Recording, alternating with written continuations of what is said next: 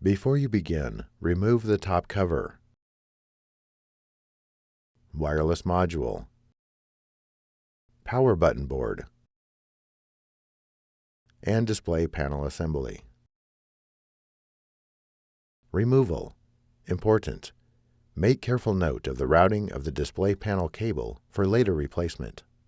Carefully separate the display panel from the display enclosure and position it so that you have access to the right display panel hinge.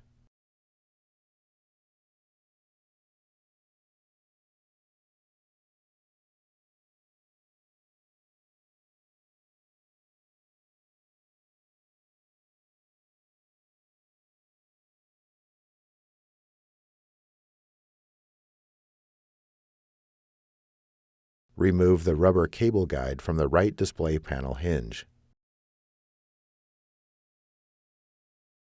Remove the three 3mm P1 Phillips broadhead and one 3mm P1 Phillips head screws that secure the right display panel hinge to the display enclosure.